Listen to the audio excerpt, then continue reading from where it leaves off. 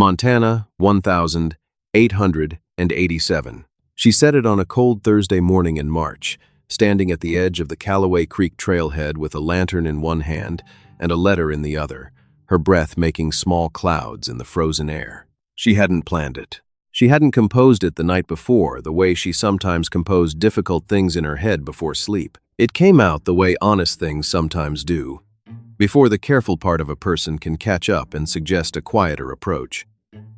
"A woman like you," Owen Hart said, looking at the trail map tacked to the post beside her, "is the kind a man spends his whole life hoping to deserve." He meant it as something kind, an observation. The sort of generous thing a man says when he respects someone without knowing quite where to put that respect. Nora Callister went still.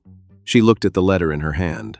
Then she looked at him, and something moved across her face that she had kept very carefully in place for 2 years. A door opening, just slightly, just enough. Then, "Stop hoping," she said quietly, "and start trying." Owen Hart looked at her. The creek moved under its shelf of ice. A horse shifted in the livery 30 yards away. The morning held its breath.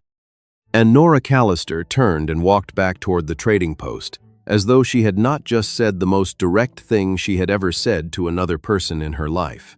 Nora was 26 years old and had been running the Callister trading post in Harwick, Montana since the autumn of her 23rd year, when her father's hands began failing him, and her 2 brothers had gone east, one to study law, one to follow a woman he'd met at a territorial fair and never quite gotten over.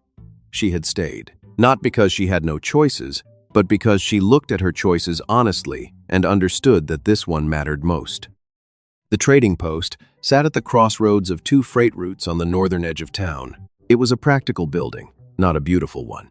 Wide plank floors worn smooth by boot traffic, shelves her father had built crooked, and she had never bothered straightening because they held just as well. A wood stove in the northeast corner that she kept burning from October through April without interruption. She ordered supplies, managed accounts, negotiated with freight haulers who initially assumed she would be easier to manage than her father, and learned, usually in the first conversation, that this assumption required correction. She was not unfriendly. She was precise. There was a difference that most people in Harwick had come to understand and appreciate. Owen Hart had arrived in Harwick in the spring of 1885 to manage the new survey station. The territorial government had established 3 miles east of town. He was 31, quiet in the manner of men who spend long seasons working outdoors with few people to talk to, and he had a reputation among the other surveyors for accuracy, not just in his measurements, but in the way he spoke. He did not say things he didn't mean. In a town where a great deal was said without meaning, this was noticed. He came into the trading post for the first time on a Wednesday in early May, needing lamp oil and a replacement compass needle. Nora filled the order without excess conversation. He thanked her without excess conversation. He came back the following Wednesday for rope and a tin of coffee. This pattern continued for 3 months before either of them said anything that was not strictly transactional. The first real conversation happened because of weather. A late July storm came down from the mountains faster than anyone anticipated, and Owen was still out on the eastern ridge when it hit. He came into the trading post soaked through, having apparently concluded that shelter was preferable to the half-mile remaining to the survey station. Nora handed him a dry blanket from the storage shelf without being asked. He took it without excessive gratitude. She put the kettle on. He sat by the wood stove. "You keep the blankets on the 3rd shelf," he said eventually. "People come in wet," she said. "It happens. Do you keep a dry blanket for everyone?" She looked at him over the counter. "I keep dry blankets," she said. "Whoever needs them." He nodded, as though this confirmed something he'd already suspected about her. They talked for an hour while the storm worked itself out over the mountains, about the freight routes and what the early snow on the northern pass would mean for autumn supply runs, about the Henderson homestead that had gone to auction and what that said about the land in the eastern valley, about nothing in particular and everything relevant. When the rain slowed, he folded the blanket with the careful precision of a man who notices how things are kept, set it on the counter, and said, "Thank you, Miss Callister." "Nora," she said. She didn't entirely know why. He paused at the door. "Owen," he said. And that was the beginning. though neither of them would have called it that for a considerable time afterward. The town of Harwick held a harvest supper in the second week of October, in the wide barn behind the Methodists' hall that doubled for every occasion, requiring more space than the hall itself provided. Long tables, donated food, old Peterson on the fiddle, and the comfortable chaos of a community that spent most of its year scattered across large distances finally gathered in one warm room. Nora arrived with her father, who walked slowly now but insisted on attending every community event with the conviction of a man who understood that presence was a form of participation. She settled him near the stove with a plate and a cup of cider, and then moved through the room doing the things she did at every gathering, making sure things were where they needed to be, that the older residents had chairs, that the children weren't near the lanterns. She was refilling the cider pitcher when Margaret Tull appeared at her elbow. Margaret Tull was 63, had buried 2 husbands, ran the post office, and regarded the interior lives of Harwick's residents as both her professional and personal responsibility. "Owen Hart has looked at you 4 times since you walked in," Margaret said, without preamble. "He's probably looking at the cider," Nora said. "Nora." Margaret used the tone she reserved for people who were being deliberately obtuse. "I've known you since you were 7. That man has looked at you 4 times in 11 minutes, and the cider has been on the far table the entire time." Nora set down the pitcher. "I'm sure you're mistaken. I process every piece of mail in this county," Margaret said pleasantly. "I am not mistaken about what I observe." Nora changed the subject. But later, walking home through the cold with her father moving carefully beside her on the frozen ground, she thought about it honestly. Owen Hart, who came into the trading post every week, and sometimes twice, who had begun staying longer than his errands required, who listened when she talked about the freight negotiations and asked questions that showed he had understood what she said and retained it. She had told herself this was simply how he was attentive in the way that precise people are attentive to everything. She stopped on the path. Her father looked back at her. "Just catching my breath," she said. She was not catching her breath. She was standing in the cold Montana night, understanding something she had apparently been not understanding for the better part of 18 months. Owen began coming to the trading post on Thursdays, as well as Wednesdays. He always had a reason. A lamp fitting. A survey notation he needed to verify against a document she had in the territorial records file. A question about the Peterson family's original land claim that he could have asked at the county office. Nora noted the reasons without commenting on them. She also, though she would not have admitted it to anyone, began making sure the ledger work she did on Thursday mornings was something she could pause without losing her place. One Thursday in November, he came in while she was repairing the broken hinge on the back storeroom door. He looked at the door. He looked at the hinge. He said, "Do you have a heavier gauge screw? That one's going to pull loose again." "I have heavier gauge in the ironmongery drawer," she said. "I'll get it," he said.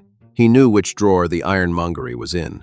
She noticed this. He fixed the hinge properly, with a heavier screw and a backing plate he fashioned from a flat piece of iron she kept for odd repairs. It took him 40 minutes. When he was finished, he tested the door 3 times to make sure it held. "You didn't have to do that," she said. "I know," he said. He said it simply, without performance. The way a person says something that is simply true. Nora went back to her ledger and thought about those 2 words for the rest of the afternoon. Old Dillard Peace, who was 81 and had been wintering in Harwick since 1861, and regarded himself as having earned the right to say whatever he observed directly, was sitting by the wood stove during this exchange and watched all of it without expression. When Owen left, Dillard looked at Nora over his coffee cup. "That man fixed your door for 40 minutes on a Thursday when he had a full survey log to finish," Dillard said. "The hinge needed fixing," Nora said. "Nora Callister," Dillard said. "I've been watching young people fail to say what they mean since before your father was born. Do not be one of them." Nora kept her eyes on her ledger. "I'll take it under consideration," she said. Dillard made a sound that suggested her consideration was overdue. It was a Thursday again. She had come to notice that Thursdays were accumulating significance when Owen arrived at the trading post earlier than usual, before she had opened the shutters on the front window. She was at the counter doing the morning accounts when she heard the knock, which was unusual because the door was not locked. She called for him to come in. He did.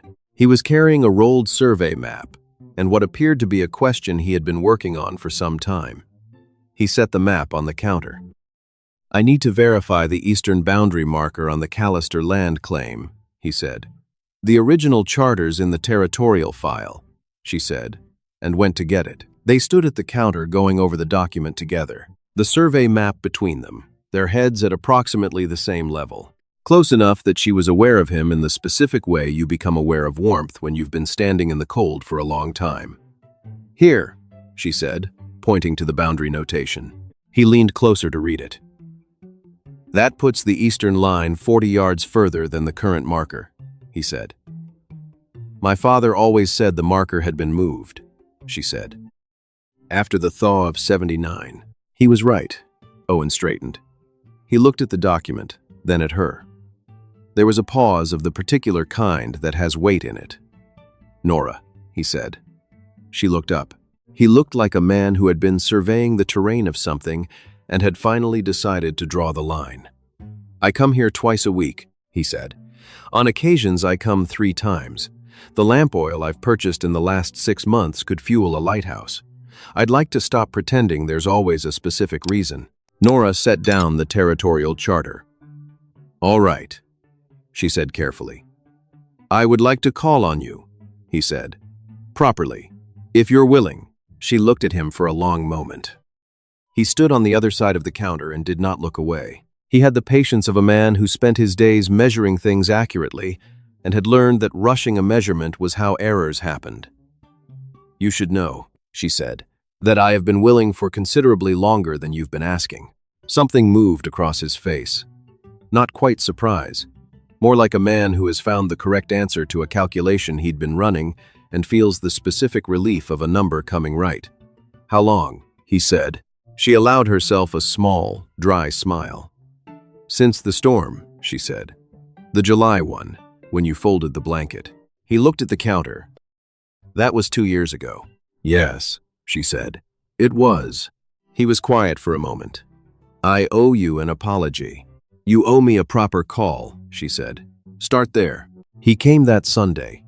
Good coat, hat in his hands, expression of a man who is more nervous than he intends to appear. Her father was on the porch when Owen arrived, which told Nora that she had perhaps mentioned something at supper on Friday that her father had filed carefully away. Thomas Callister was 68, moved slowly, and had the particular stillness of a man who had spent decades reading weather and terrain and people with equal attention. He looked at Owen for a moment, then gestured to the chair beside him. They sat looking at the October light on the mountains. "I'd like to call on Nora," Owen said. "With your permission." Her father was quiet for a moment in the way he was quiet when he already knew the answer and was deciding how to phrase it. "Owen," he said, "I have watched you come into that trading post twice a week for 2 years. I watched you fix the storeroom hinge when you had work of your own waiting. I watched my daughter go back to her ledger afterward and not actually look at it for 10 minutes. Owen looked at him. "She didn't look at it?" Owen said. "She turned 3 pages, Thomas said, and wrote nothing on any of them." He looked back at the mountains. "She is not a woman who wastes time. You are not a man who wastes material. I think you both know what you're building. I'd just like you to build it honestly." "That's my intention," Owen said. Thomas nodded once. Slowly. The way a man nods when something has been decided that he is glad to have decided. "She sets the trading post accounts on Sunday evenings," he said. "She could likely use someone to talk to while she works." November came in cold and clear, the kind of cold that settles into the ground and means business. Owen came on Wednesdays and Thursdays and now Sundays. They talked while she did the accounts and while he went over his survey logs at the other end of the counter. They talked about the freight situation and the Henderson land auction and small things and large ones. The way people talk when they are getting to know each other properly and finding it easier than they expected. "Are you content here?" he asked one Sunday evening, the lamp burning low between them, the stove making its sounds. "In Harwick, with this." She considered it without deflecting. "I think contentment is something you tend," she said. "Like a fire, you don't find it banked and warm, You build it that way and keep it that way. She looked at him. I'm tending mine. He looked at her steadily. So am I, he said. She went back to her ledger. She was smiling slightly, in the way she smiled when she didn't intend to, but couldn't entirely prevent it. He saw it. He said nothing.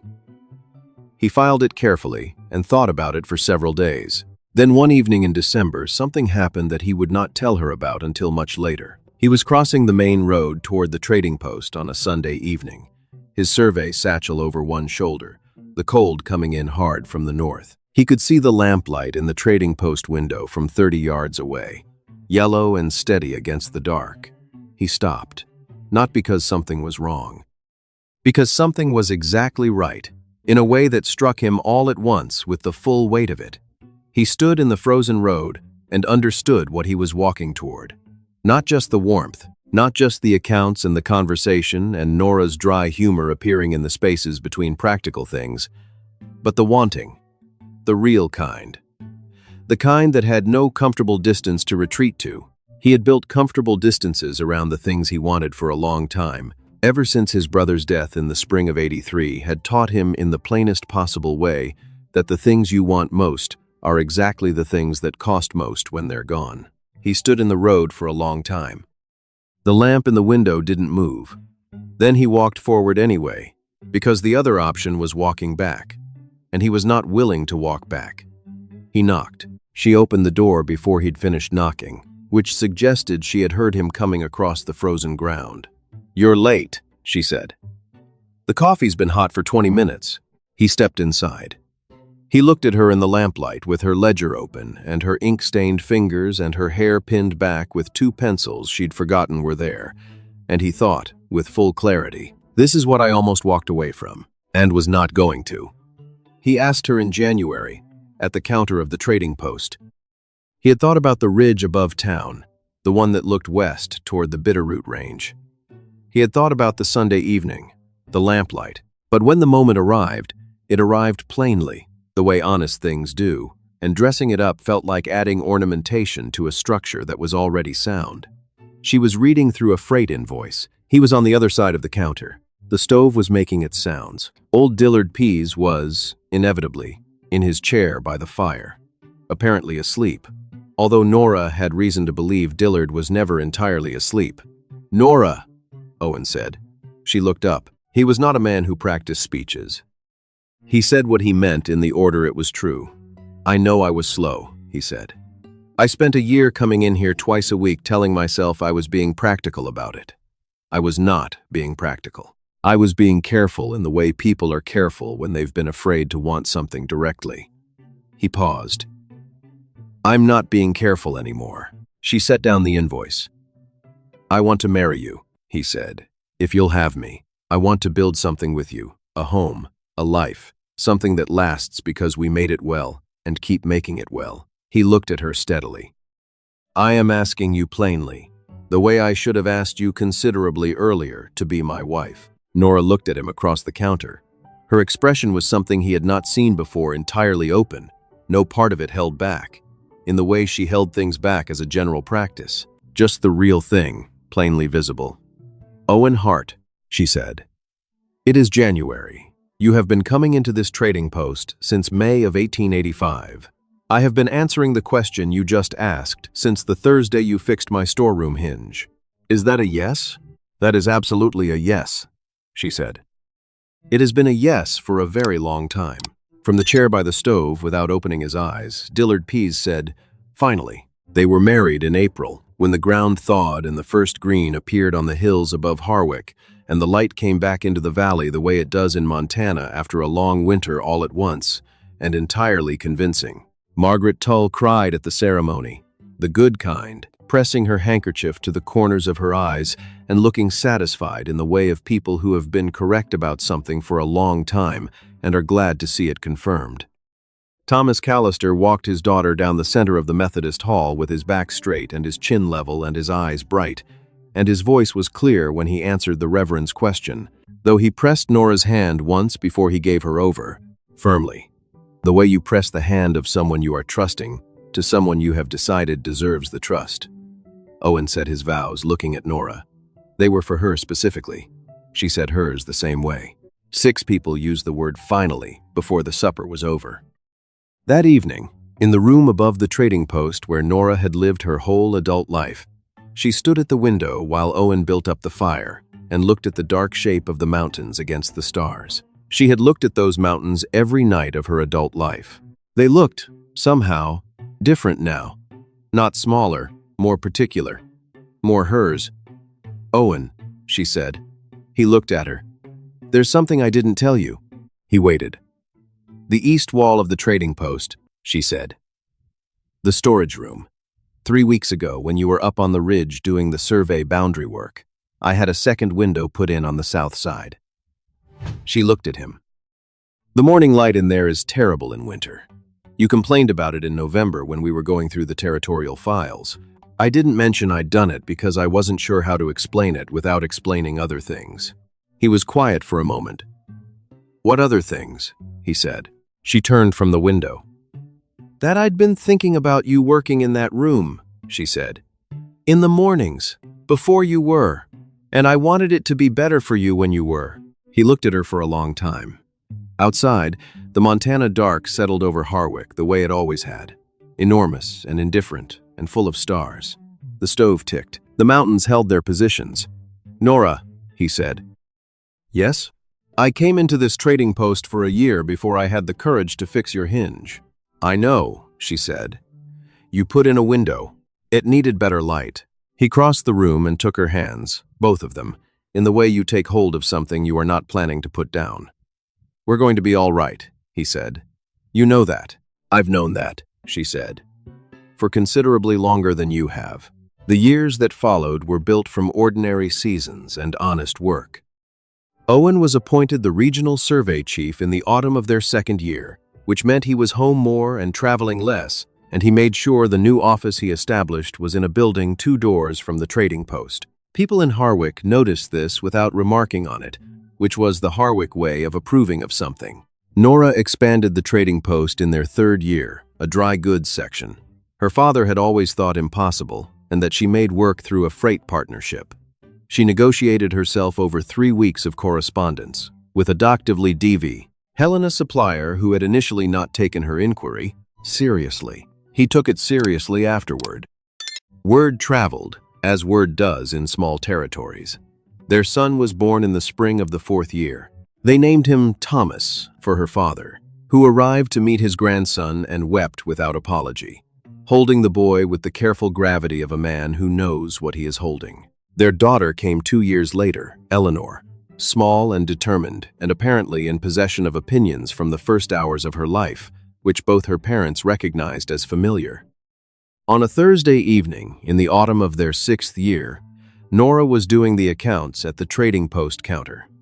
Eleanor asleep in the back room, Thomas at the table drawing elaborate and inexplicable maps that he insisted were accurate representations of the yard, when Owen came in from the survey station with mud on his boots and a survey log under his arm, and stopped just inside the door. He stood there for a moment. She looked up. "What?" she said. "Nothing," he said. He crossed the room, set his log on the counter, looked at her in the lamplight. "Owen, I was thinking," he said, "about standing in the road in December of '87, outside, looking at the window." She remembered. She'd never known about it until he told her, 2 years after the fact, on a night when they were talking late and the conversation went to honest places. "And?" she said. "And I'm glad I walked forward," he said simply. He sat down across from her. "That's all." She looked at him for a moment. Then she went back to her accounts. "So am I," she said. "Now stop tracking mud and let me finish these." He smiled. He got the mud rag from the hook by the door and dealt with his boots. He took up his survey log. The lamp burned steadily between them. Outside, the Montana dark did what it had always done, and the mountains did what they had always done, and the 2 of them sat in the warm room they had made and kept making, and worked. There is a particular kind of courage that does not look like courage from the outside. Nora Callister stood at a trailhead in March 1887 and said a true thing to a man who had been standing close enough to hear it for 2 years. She did it without rehearsing. She did it knowing he might not understand, or might not be ready, or might misread it entirely. She did it because the alternative was another year of waiting for him to arrive at a door she had already opened, and she had decided the door was open and would remain open, and it was time to say so plainly. Owen Hart stood in a frozen road in December and chose to walk forward, when walking back would have been easier and, in the short term, safer. He had been careful for years about wanting things directly, and that Thursday at the hinge, something shifted in him that could not be shifted back, and he let it shift. They both chose the honest thing, on different days, in different ways, for different reasons. And from those choices, made quietly in an ordinary Montana town in the last years of a hard century, everything else followed. The things worth having are rarely complicated to find. They are usually nearby, coming into your trading post twice a week, fixing your door without being asked, turning pages in a ledger without writing a word. Don't wait for the right moment. The right moment is the one you make. Thank you for spending this time with me. Wherever you are tonight, I'm glad you were here. Until next time, sometimes the bravest thing isn't the grand gesture, it's saying the true thing out loud before fear talks you out of it. Nora didn't wait for the perfect moment. She made one, right there in the cold at a trailhead with a letter in her hand. The people worth reaching for are often already close. All that's needed is one honest word, spoken before the careful part of you catches up. A small note for you, this story was imagined and written by AI, crafted to entertain and to leave something warm and useful behind, the way a good story should.